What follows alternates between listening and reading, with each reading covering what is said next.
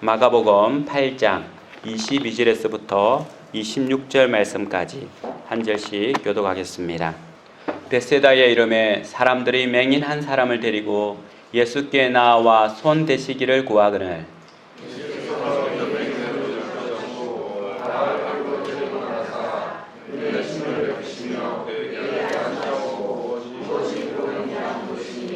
쳐다보며 이르되 사람들이 보이나이다.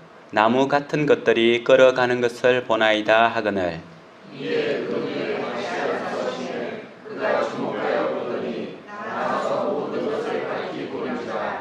같이 읽겠습니다. 예수께서 그 사람을 집으로 보내시며 이르시되 마을에는 들어가지 말라 하시니라. 아멘. 이 시간 같이 한번 인사 나누겠는데요. 오늘 이런 인사 나눠볼까요? 주님을 가까이 하십시오 라는 말씀으로 같이 인사 나누도록 하겠습니다.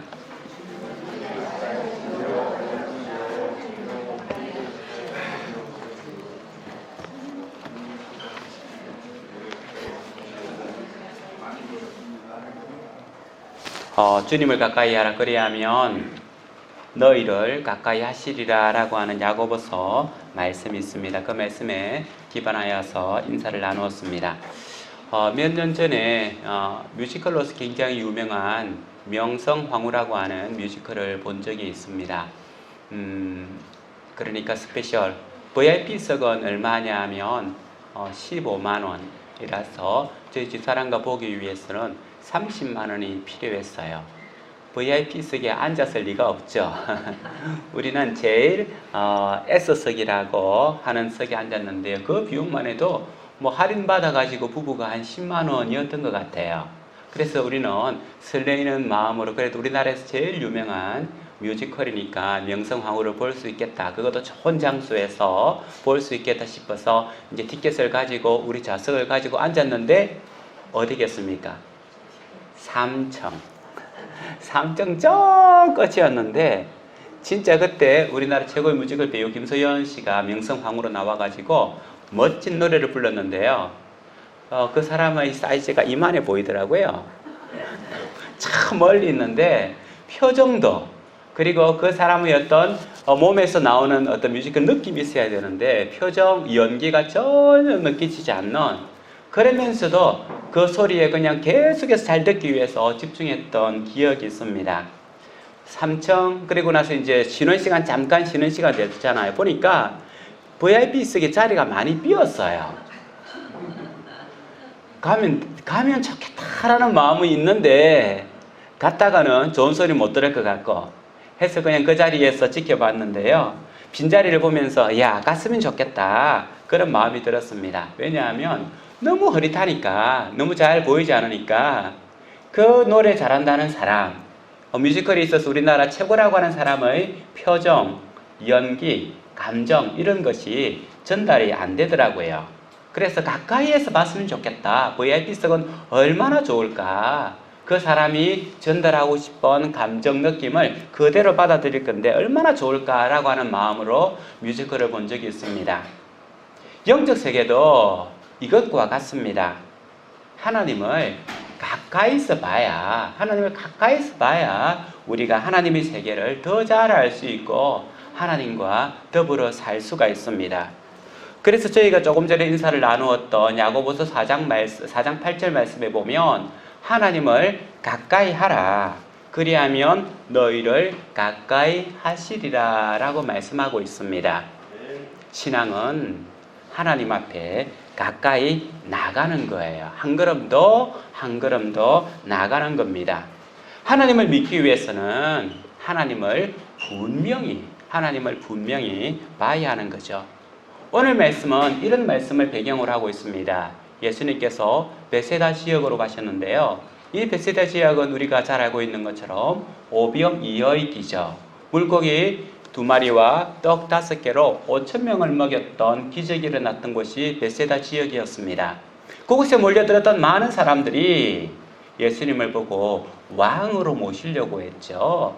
이런 기적을 베푼 사람이 어디에 있더냐? 왕으로 모시려고 했어요. 그때 예수님께서는 제자들을 급하게 배를 태워 보내시고 나서 예수님께서는 산에 올라가셔서 기도하는 장면이 나오는 곳이 바로 베세다였습니다. 그곳에 예수님께서 다시 찾아가셨어요. 그랬더니만 오늘 말씀해 보면 앞을 보지 못하는 눈먼 사람을 데리고 와서는 예수님께서 손을 대시기를 바랐다라고 하는 것은 안수 기도를 해주시기를 원했다라고 하는 거예요. 그래서 예수님께 데리고 와서 예수님, 이 사람이 앞을 보지 못하는데 볼 수 있게끔, 눈을 뜰 수 있게끔 기도를 좀 해주십시오 라고 하는 요청을 드렸다는 거예요. 그런데 예수님께서는 그 자리에서 그 사람의 눈을 고친 것이 아니라 말씀해 보면 그 사람의 손을 붙잡고 밖으로 나가사, 군중들이 모여 있는 곳에서 밖으로 나가사 그곳에서 기도를 하시는데 어떻게 하냐면 그 두 눈에 침을 뱉고, 여기서 왜 침을 뱉는지에 대해서는 그 시대의 어떤 효력 있는 영역이었는지 모르겠지만 예수님께서는 자주 그런 행동을 취하십니다. 그리고는 그에게 안수 기도를 하셔요. 그리고 나서는 예수님께서 묻습니다. 무엇이 보이느냐라고 묻습니다. 무엇이 보이느냐. 예수님께서 그 사람에게 기도하신 후에 첫 번째 물음이 무엇이 보이느냐라고 묻죠. 그랬더니만 그 사람이 뭐라고 이야기합니까? 사람들이 보입니다. 나무 같은 것들이 걸어 다니는 것이 보입니다. 지금 여기서는 뭐냐면 사람이 보이는데 이 사람이 나무와 같고 나무처럼 이렇게 왔다 갔다 희미하게 보인다는 거죠. 사람이 나무처럼 보인다는 겁니다. 그러니까 그 사람의 이목구비를 뚜렷이 볼 수 있는 것이 아니라 어렴풋이 흐릿하게 보고 있는 것을 볼 수 있습니다. 그리고는 예수님께서 다시 그 사람의 두 눈에 손을 얹으시고 기도하십니다. 그리고 나서 예수님께서는 그의 눈을 보시고는 그 사람에게 기도하심으로 말미암아 완전히 눈이 시력이 회복되게 하시는 사건이 오늘 말씀입니다. 성경에 보면요, 예수님께서 맹인, 앞을 보지 못하는 사람의 눈을 뜨게 한 사건들은 여러 개 나옵니다. 바디메오도 그렇고요. 여러 개 나옵니다. 그렇다고 하면 예수님께서 살아서 실제적으로 움직일 때에 눈먼 사람의 눈을 뜨게 했던 사건들은 오늘 성경에 나와 있는 것뿐만 아니라 사복음서에 나와 있는 것뿐만 아니라 더 많았을 겁니다. 더 많았을 건데 그 중에 몇 가지만 추렸어. 몇 가지만 선택을 해서 복음서에 기록해 둔 겁니다. 그러니까 예수님께서 행한 이적은 이만큼이 엄청난데 그 중에 한 부분만을 옮겨서 했다는 겁니다. 오늘 이 관점에서 이 성경을 봐야 합니다. 그건 무슨 말이냐면 오늘 말씀에 왜 하필이면 이 장소에 예수님께서 맹인을 눈뜨게 한 사건을 넣어두었는가라고 하는 거죠. 곧 말씀의 구조를 살펴봐야만 이 말씀에 있는 깊이를 볼 수 있다는 거예요. 우리가 보았던 것처럼 앞에 말씀은 어떤 거냐 하면 우리가 예수님께서 이제 헤롯의 누룩과 바리새인의 누룩을 조심하여라 라고 했음에도 불구하고 제자들이 그 의미를 깨닫지 못합니다.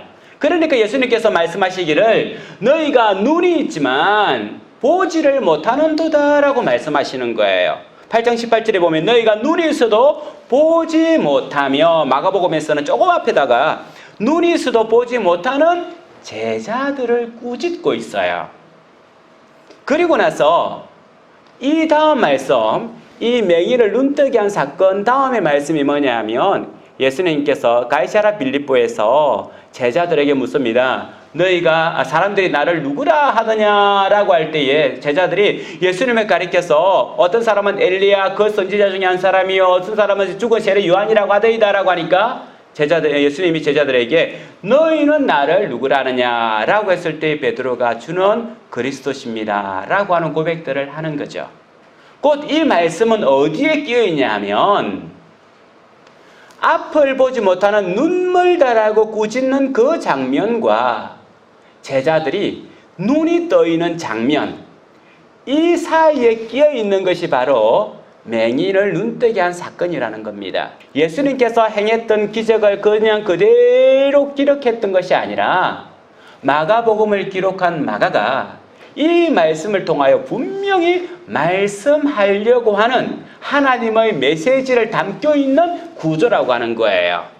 단지 예수님이 눈먼 사람의 눈을 띄우게 한 능력자다라고 하는 것을 말하고 싶었다면 여러 곳에서 이야기할 수 있겠는데, 조금 전에 말했듯이 마가가 하나님의 성령의 감동에 힘입어서 이 맹인 사건을 이 가운데 자리 잡은 이유는 앞을 보지 못하는 제자들이, 눈이 멀어서 예수님의 말씀을 분명히 알아듣지 못하던 이 사람들이 이제는 그 가이사랴 빌립보에서 완전하게 눈이 떠있는 이 분수령 가운데 넘어간다. 이 사람들이 앞을 보지 못하던 이 제자들이 이제는 보게 되었다라고 하는 것을 말씀하기 위해서, 이제 보게 되었다라고 하는 것을 말씀하기 위해서 구조상으로 이곳에 두고 있습니다.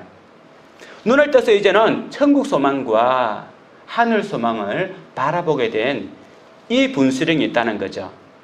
또 하나 이 말씀을 구조상으로도 살펴봐야 되겠지만 내용상으로도 특별하게 말씀이 있습니다. 오늘 말씀에 우리가 보았던 것처럼 예수님께서 몇 번 안수하냐 하면, 몇 번 안수하십니까? 2번 안수하셔요. 그죠? 눈을 잡고는, 또는 눈에 손을 대시고 그 사람의 손을 대시면서 안수 기도를 2번 하셔요. 그런데 예수님께서는 이렇게 하신 사건이 없습니다. 대부분들 바디메오도 그 눈을 바로 뜨게 하였고, 병든 사람들도 한 번만에 보게 하거나 낫게 하거나 걷게 하거나 치료하거나 살아나게 하거나 다 하셨는데, 오늘 말씀은 예수님께서 2번 기도하셔요. 왜 예수님께서 2번 기도했을까요? 예수님께서는 이 장면에 있어서는 예수님의 능력이 부족했을까요? 우리는 예수님의 능력이 부족했다라고 말할 수 없습니다. 그죠? 예수님의 능력이 들쭉날쭉, 오늘은 힘이 있다가 내일은 힘이 없고, 오늘은 믿음이 있다가 내일은 믿음이 없는 우리와 같은 그런 연약한 인간이 아니에요. 예수님은 하나님이시기 때문에 하나님의 능력은 무한하셔서 언제든지 그 능력을 폭발적으로 할 수 있는 분인데, 이 장면은 왜 예수님께서 한 번 하다가 멈지 다 못 낫게 하시고 한 번 더 기도하는가? 다 못 낫게 하셨잖아요. 그러면 이 맹인의 믿음이 약해서 그럴까요? 물론 맹인의 믿음이 약했을 수도 있습니다. 그런데 예수님의 치료를 받았던 사람들의 대부분들은 믿음이 약한 사람들입니다. 믿음이 약한 사람들이에요. 곧 예수님은 우리의 믿음에 의해서 왔다 갔다 하시는 분이 아니라는 겁니다. 내가 믿음이 없어서 이렇지, 내가 믿음이 없어서 그렇지, 그건 우리의 관점에서는 가능할 관점일지 모르겠지만 하나님의 관점에서는 그것이 아닐 수 있다는 거예요. 곧 이 맹인의 믿음이 약해서 한 번만에 보지 못한 것이 아니라 주님께서 여기에는 충분한 의도, 충분한 목적을 두고는 예수님께서 2번 눈을 뜨게, 2번 기도하고 있는 모습을 볼 수 있습니다. 다시 한 번 더 말씀을 살펴보면 8장 23절입니다. 예수께서 맹인의 손을 붙잡으시고 마을 밖으로 데리고 나가사 눈에 침을 뱉으시며 그에게 안수하시고 무엇이 보이느냐 물으시니, 여기서 무엇이 보이느냐라고 물으니까 그 사람이 뭐라고 하냐 하면, 사람들이 보이나이다, 나무 같은 것들이 걸어가는 것이 보이나이다. 여기서 분명한 것은 허릿하게 보이고 명확하게 보이지 않는다는 겁니다. 제가 지금 이렇게 서서 왔다 갔다 하고 이렇게 하고 있는데 목소리는 목사님 맞는데 눈으로 볼 때는 확실하지 않네라고 하는 것과 같다는 거예요. 그냥 제가 있는데 나무 둥치 같은 게 이게 왔다 갔다 불 밑에 서 있는 것과 같이 그렇게 보인다는 거예요. 흐릿하게 보인다는 거죠. 우리가 이 사실에서 알 수 있는 것은 뭐냐 하면, 이 맹인은요 처음부터 맹인은 아니었다라고 하는 거예요. 왜냐하면 나무 같은 것이 보이나이다 라고 할 때에 나무의 모양을 안다는 거예요. 그래서 아마 그가 태어날 때는 보였는데 살아가는 가운데 어떤 문제 때문에, 어떤 어려움 때문에, 예기치 못한 사건 때문에 그가 실명했다는 사실을 알 수 있습니다. 우리도 그렇지 않습니까? 살아가면서 당하는 어려움과 고난이 있어서 우리의 눈이 어두워질 때가 있는 거죠. 2번째로는 우리가 확실하게, 우리가 2번째에서 알 수 있는 것은 확실하게 보이지 않고 굉장히 허릿하게 보인다는 겁니다. 곧 병원에 가서 앞을 볼 수 있는 개안 수술을 했는데 개안 수술하고 눈을 뜨고 나면 환하게 보여야 되는데 어중간하게 보인다는 거예요. 이건 수술이 성공한 겁니까? 실패한 겁니까? 성공한 거예요? 실패한 거예요? 애매하다, 그렇죠? 성공했다라고 하기에는 환히 보이지 않고 실패했다고 하기에는 뭔가 보이고, 그래서 이건 실패한 것도 성공한 것도 아닌 어중간한 상태입니다. 그런데 여기서 이 눈뜬 맹인의 반응을 살펴볼 필요가 있는데요. 이 맹인이 어떻게 고함을 질렀냐 하면 사람들이 보이나이다 라고 해요. 사람들이 보이나이다. 나무 같은 것들이 걸어가는 것이 보이나이다. 여기서 보이나이다를 우리는 그냥 한번 이렇게 기록을 했는데 원문에 있어서는 미완료형이라고 단어를 썼는데요. 문법을 사용하는데 미완료형, 말 그대로 완료가 안 됐다는 거예요. 그러면 보이나이다라고 한번 딱 끝난 것이 아니라 무슨 말이에요? 보입니다, 보입니다. 예수님, 보입니다. 예수님인지는 모르겠는데 보입니다, 보입니다. 사람들이 막 보여요. 그런데 저 사람들이 보니까 나무같이 막 그렇게 움직이네요. 저 보여요, 보여요. 이런 상태예요. 흥분해가지고 보입니다, 보입니다. 이 보입니다를 한번 뭐가 보이느냐? 예, 보입니다. 이런 식으로 한 게 아니라는 거예요. 점잖하게 한번 예, 보입니다로 끊는 게 아니라 보입니다, 보입니다. 뭔가 보여요, 보여요. 못 보던 거가 눈에 떠여서 새로운 세상을 보면서 너무너무 감격하며 좋아하며 보입니다, 보입니다 라고 하는 들뜬 마음을 이야기하고 있습니다. 그렇습니다. 사랑하는 성도 여러분, 우리가 예수님을 믿을 때에 이런 상태를 경험하는 거예요. 처음에 예수님을 잘 모를 때는, 처음에 교회를 안 다니고 예수님을 모를 때는 캄캄한 어둠의 세상과 같죠. 그런데 예수님이 누구신지 어렴풋이 보이기 시작하고 교회가 어떤 곳인지 보이기 시작하면 우리 속에 막 감격이 솟아나요. 예수님이 나를 위하여 죽으심을 생각할 때마다, 그 십자가를 생각할 때마다 눈물이 나고요. 하늘 소망 바라보면서 그래, 나는 견딜 수 있어, 나는 이길 수 있어, 이런 마음이 생기고요. 나에게 있는 모든 것을 다 빼앗아간다 할지라도 예수님만 계시면 나는 괜찮아, 이런 용기 있는 고백들도 예수님 처음 믿는 때에 막 나온다는 거예요. 그래서 시몬 베드로에게도 예수님께서 처음 찾아가셔서 시몬 베드로에게 가니까 시몬 베드로에게 물고기 잡는 사건을 통해서 시몬 베드로가 예수님이 보통 사람이 아니라고 하는 것을 깨달았습니다. 그래서 그 비해서 어떻게 하나요? 옷을 벗어도 그 옷을 입은 채로 물에 풍덩 빠져가지고는 막 헤엄쳐가 예수님을 만나죠. 그러면서 뭐라고 합니까? 나를 떠나소서, 나는 죄인입니다. 그런 감격적인 고백을 해요.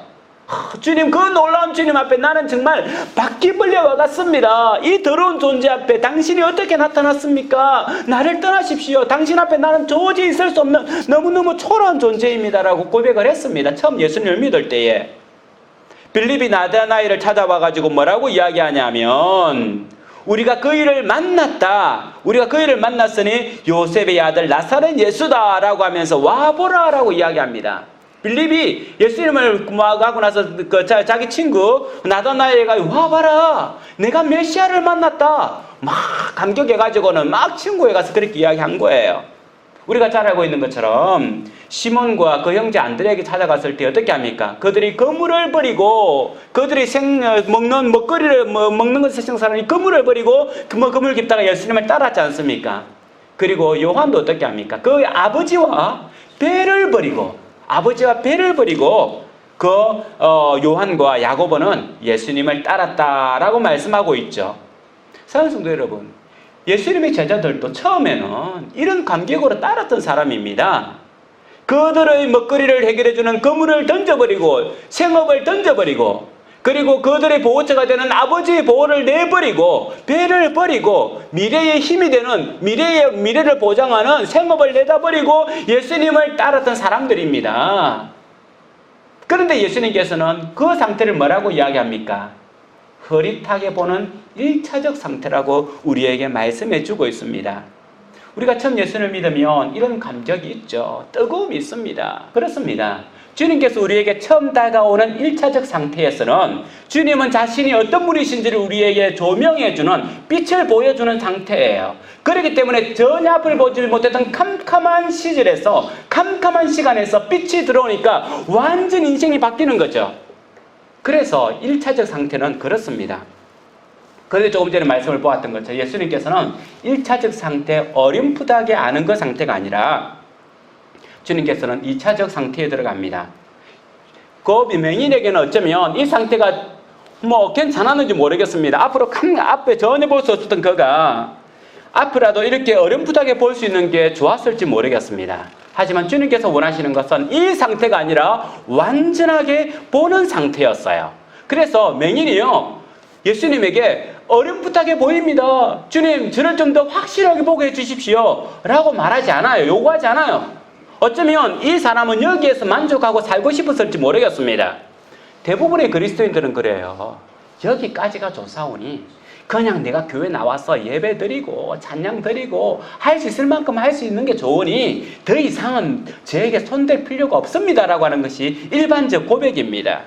그런데 주님께서는 그에게 다시금 안수하시죠. 다시금 안수하심에 그가 주목하여 보더니 나아서 모든 것을 밝히 보는지라. 주님께서 안수하시니까 그거 어떻게 합니까? 주목하도록 하면 아주 뚫어지게 쳐다보는 거예요.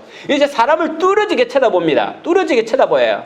그리고 나서는 완전하게 새롭게 분명하게 본다는 겁니다. 여기 나왔던 23절에서는 눈에 침을 뱉으며 라고 하는 이 단어 눈이라고 하는 것은 실제적으로 원어에서는 헬라어에서는 눈꺼풀을 말합니다. 눈꺼풀. 육체적 시각 눈꺼풀을 말해요. 25절에서 나오는 눈이라고 하는 것은 눈동자를 가리켜요. 그래서 앞에 있는 눈과 뒤에 있는 눈은 같은 우리나라 말로 기록되어 있지만 그 의미가 다릅니다. 1차적으로는 우리가 전혀 보지 못했던 캄캄하게 덮어버렸던 눈꺼풀을 걷어 올린다고 하면 이제는 분별할 수 있는, 그죠? 사물을 분별할 수 있는 눈동자의 활동을 가능하게 만들어주는 것이 2차적인 안수라는 거예요. 예수님을 믿는 1차적인 단계는 그렇습니다. 어둠이 걷히는 단계예요. 빛이 우리에게 들어와서 기뻐하며 즐거워하는 단계입니다. 2차적인 단계라고 하는 것은 이제 그 빛 가운데 우리가 어떻게 살아가야 될지, 무엇을 해야 될지 분별하며 나가는 시점이 바로 2차적이라는 거예요. 주님께서 우리에게 요구하는 것은 예수님 안에서 박수치며 즐겁게 하는 것으로 끝나는 것이 아니라 내가 원하는 물의 깊이까지 들어라는 거예요.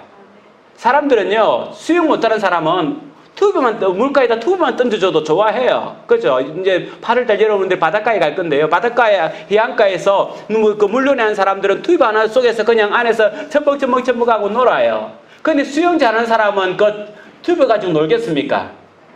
물론 청춘 남녀가 두 사람이 갔으면 그 튜브 가지고 좋아하겠지만은 수영 잘하는 사람은 어떻게 합니까? 물 속으로 들어가요. 물이 적어도 자기의 키보다 더 들어가면 더 들어갈수록 더 좋아해요. 그리고 어떻게 합니까? 잠수도 하죠. 잠수를 해가지고 그 밑에 뭐가 있나 쳐다보기 위해서 잠수도 다 해요. 바로 뭐냐 하면 예수를 믿는 단계에서는 물가 낮은 곳에서만 참막참막거리고 좋은 것 같고 이 튜브 하나 가지고 행복한 것 같은데 물놀이는 그게 아니죠. 물은 그게 아니에요. 더 깊은 곳에 가면 위험한 것 같지만 훨씬 더 안전하게 수영을 하면서 막 노는 거예요. 대신 뭘 할 줄 알아야 됩니까? 수영은 할 줄 알아야 돼요. 물놀이가 좋다고 하니까 그냥 나도 하면서 수영도 못하고 물 깊이 들어가면 안 된다는 거죠. 그래서 주님께서는 이 물 깊은 곳까지 우리를 인도하시는 거죠. 이것이 뭡니까? 영적 눈을 뜨게 하는 겁니다. 영적 눈을 뜨게 하는 거예요. 영적 눈을 떠야만 예수님 믿는 더 깊은 것을 분명히 알 수 있다는 거예요.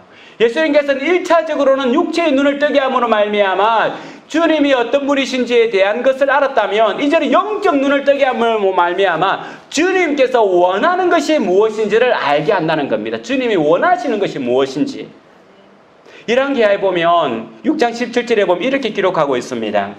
기도하여 이르되 여호와여 원하건대 그의 눈을 열어서 보게 하옵소서 하니 여호와께서 그 청년의 눈을 여심해 그가 보니 불말과 불병거가 산에 가득하여 엘리사를 둘렀더라 라고 하는 말씀인데요. 이 말씀의 배경은 그렇죠. 아람 왕이 있었습니다. 아람 왕이 이스라엘을 이제 공격하기 위해서 군사들을 보내는데, 군사들을 보낼 때마다 길거리에 잠복해 있던 이스라엘 군사가 이 아람 군대를 쳐서 무찌르는 거예요. 그래서 아람 왕이 신하들을 모아놓고 회의를 합니다. 어떻게 된 것이냐? 우리가 전쟁하러 갈 때마다 어떻게 이스라엘 사람들이 알아서 그 길목에서 우리를 공격한단 말이냐? 우리 가운데 배신자가 있다. 배신자를 찾아내라! 라고 이야기를 하는 거죠. 그랬더니만 한 신하가 뭐라고 이야기하냐 하면, 임금님, 우리에게 배신자가 있어서 그런 것이 아니라 이스라엘에 엘리사라고 하는 선지자가 있는데, 이 엘리사라고 하는 선지자는 여기에 모여서 우리가 회의하는 내용뿐만 아니라 임금님이 침실에서 무슨 이야기를 하는 것까지 다 알고 있습니다. 그러니 이 엘리사를 해결하지 않는 한 이 문제는 해결될 수 없습니다 라고 하니까 아람 왕이, 그래? 그러면 엘리사를 잡아 죽이면 되지 해가지고는 군사들을 보내서 그가 있는 도단을 완전하게 포위하게 만들었어요. 몇 겹으로 포위하게 만들었어요. 그날 밤을 틈타가지고는 이 군사들이 와가지고는 엘리사를 완전히 둘러쌌을 때에 이 청년 엘리사의 종이 되겠죠. 종이 일어나가지고 새벽에 일어났습니다. 아침 일찍 일어났어요. 왜냐하면 종이 일찍 일을 해야 되니까 아마 마당에 나왔던 것 같아요. 마당에 나왔는데 보니까 온 천지 아람 군대가 콱 서 있는 거예요. 깜짝 놀란 이 청년이 뛰어가가지고 엘리사에게 이야기합니다. 엘리사 선생님, 엘리사 선생님, 큰일 났습니다. 이제 우리가 죽었습니다. 라고 했을 때에 엘리사가 하나님께 기도하는 내용입니다. 조금 전에 읽었던 것처럼 이 청년의 눈을 열어서 보게 하옵소서. 이 청년의 눈을 열어서 보게 하옵소서라고 하니까 눈이 떠있는데, 눈을 열심히 하나님께서 그의 눈을 열심히 그가 보니 불말과 불병거가 산에 가득하며 엘리사를 둘렀더라. 이게 바로 영적 눈이에요. 그죠? 우리가 살아가면서 아람 군대가 공격해 오는 것처럼 우리의 고난이 몇 겹으로 달려들 때가 얼마나 많습니까? 그죠? 고난이 왔다가 또 지나가면 또 다가오는 그런 파도처럼 몇 겹으로 다가오는 것이 우리 인생의 고난입니다. 우리가 영적 눈을 열지 못하면 그 고난 가운데 한 번 이기고 두 번 이기다가 그냥 지쳐서 쓰러져 버리죠.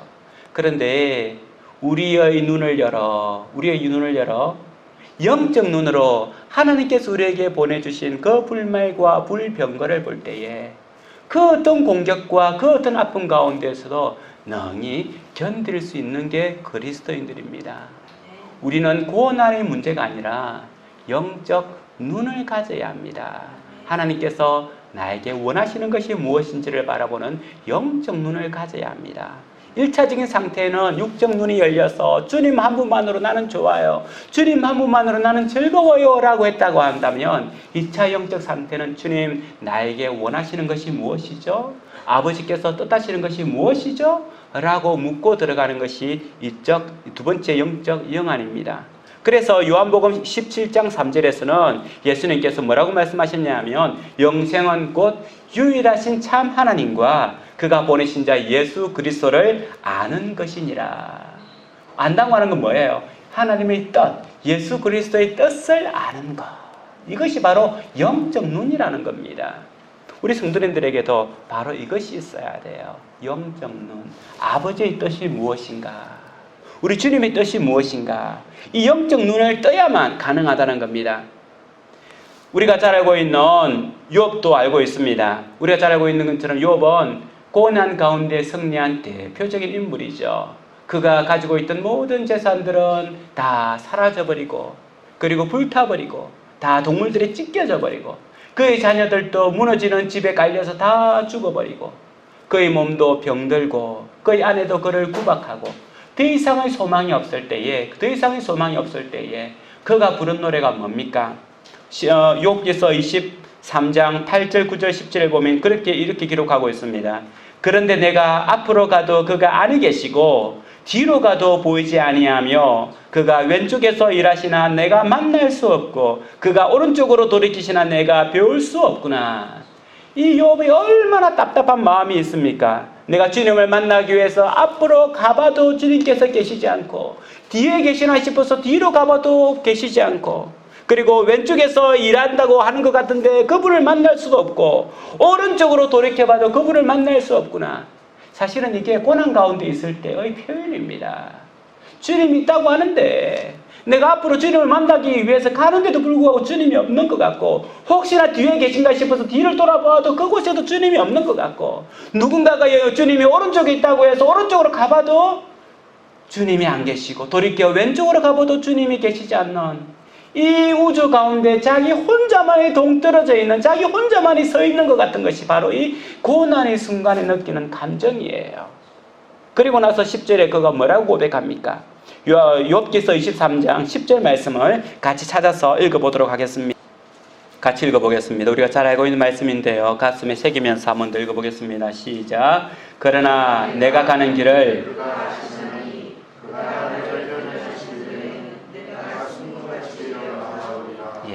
우리가 잘 알고 있는 찬양 제목이기도 하죠. 이게 바로 욥의 고백이에요. 그러나 내가 가는 길을 그가 아신다. 나는 내가 지금 어디로 가는지 모르지만 그분은 나를 아신다는 거죠. 나는 이 우주 가운데 혼자 떨어져서 어떻게 왼쪽으로도 오른쪽으로도 앞도 뒤도 갈 수 없는 이 상황인 걸 나는 이렇게 서 있지만 누가 안다는 거예요?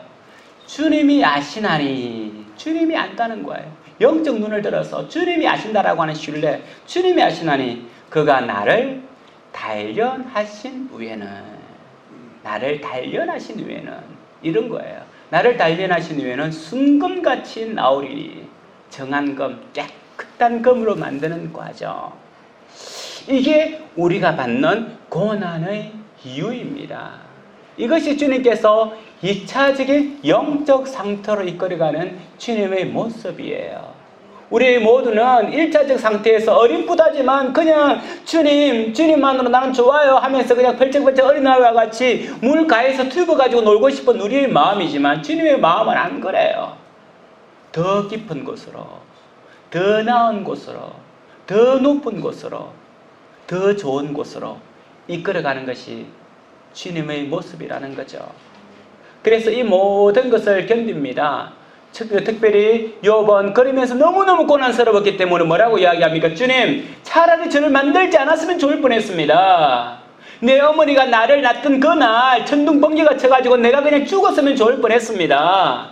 내가 이런 일이 있기 전에 그냥 내가 사라졌으면 좋을 뻔했습니다 하면서 막 하나님께 원망해요. 주님, 내가 뭘 잘못했건데 이렇게 어렵게 만드십니까? 욥은 그렇게 하나님 앞에서 계속해서 변론합니다. 그러면서 뭐라고 하냐면, 주님 나와보십시오. 내가 주님과 내가 변론하겠습니다. 내가 뭘 잘못했건데 이런 일을 주셨는지 주님과 내가 변론하고 싶습니다. 내가 변호하고 싶습니다. 주님 나타나 보십시오 라고까지 이야기를 해요. 그런데 하나님께서 나중에 나타나시죠. 그러면서 욥에게 하나님의 거룩하신 모습을 보여주십니다. 그리고 나서 욥이 42장 5절에 이렇게 고백하고 있습니다. 같이 한번 42장 5절과 6절 말씀을 읽어보겠습니다. 같이 읽어볼까요? 42장 5절 6절입니다. 시작.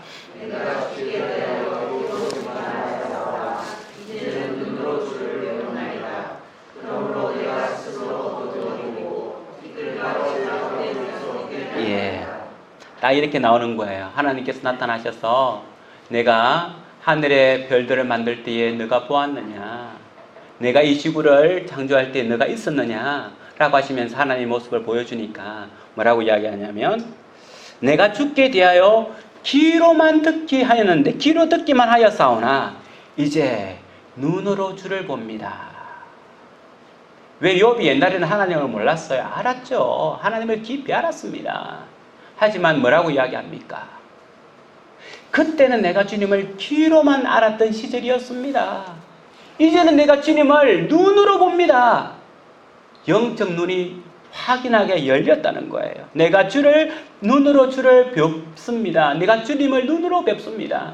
내가 이전에 잘못했던 것, 내가 주님 앞에 불평했던 것, 이 모든 것을 거두어드리고 내가 티끌에 앉아 회개합니다. 온전한 회복이 일어나는 거죠. 영적 회복이 일어납니다. 하나님께서는 욥을 통하여 그 당대의 사람으로서 어떻게 살아가야 될지 우리에게 모범을 보여주고 있습니다. 하나님은 우리가 1차 상태의 믿음의 상태에서 머무는 것을 원하는 것이 아니라 눈으로 주님을 보는 것, 손으로 주님을 만지는 것, 그분의 뜻을 알아서 우리가 살아가는 것까지 주님께서는 우리에게 원하고 있습니다. 아기가 태어나서 걸을 때까지 걸음마를 배우면서 한 3,000번 정도 넘어진다라고 이야기를 합니다. 하루에 20번 정도죠. 이 아이가 머리가 크기 때문에 넘어질 때에 몸통을 부딪히기도 하고요. 머리가 부딪히기도 하고 엉덩이가 부딪히고 어깨가 너무 해가지고 이렇게 계속해서 일어나기 위해서, 일어서보기 위해서 그렇게 다치면서도 하는 거예요. 하루에 20번 이상씩 쓰러집니다. 그런데 이것을 포기하는, 여기 앉아 계신 분 중에서 이것을 포기한 사람은 아무도 없죠. 아무도 포기하지 않았기 때문에 지금 걸을 수 있습니다. 뛸 수 있고요. 우리가 다닐 수가 있습니다. 아이도 걸었기 위해서 하루에 20번 이상 쓰러지고 3,000번에 쓰러지는 경험을 했다고 한다면 그렇습니다. 그러면서 부딪히고 깨져서 무릎이 깨지고 어깨가 깨지고 머리가 다치더라도 이 선다라고 하는 이것을 멈추지 않아서 우리는 어른이 된 거죠. 우리는 한때에 3,000번 이상 넘어진 존재입니다. 어느 날 갑자기 우리가 걷고 뛰고 되었던 것이 아니라 넘어진 인생을 극복하면서 여기까지 왔습니다. 우리가 살아가는 가운데에 걸음마를 배웠던 3,000번의 시간에 10분의 1의 고난을 겪고 계십니까? 아니면 100분의 1의 고난을 겪고 있습니까? 살아가면서 30번, 300번의 고난을 겪고 있습니까? 조금 전에 말씀을 드린 것처럼 우리는 이미 3,000번의 경험을 통하여 일어선 경험을 가진 사람들입니다. 우리가 다시금 주님 앞에서 주어지는 시간들, 다시금 주님 앞에서 주어지는 그 고난들을 극복함으로 말미암아 주님 앞에서 당당히 걸어갈 수 있는 우리가 되기를 소원하고, 또 먼저 걷는 사람은 걷는 데 있어서 자꾸만 넘어지는 사람이 있다고 하면 우리는 그리스도인으로서 그 사람들이 손을 잡아줘야 될 겁니다. 그래서 우리 안빛 공동체가 함께 걸어갈 수 있도록, 함께 일어설 수 있도록, 함께 힘이 될 수 있도록 서로 격려하고 힘을 북돋워주고 기도함으로 말미암아 우리 모든 성도님들이 참으로 이제 우리가 눈으로 주님을 배옵나이다, 우리 안빛교회 모든 성도님들이 눈으로 주님을 배옵나이다 라고 하는 고백들을 드릴 수 있는 은혜가 우리 가운데 있기를 주님의 이름으로 축원합니다.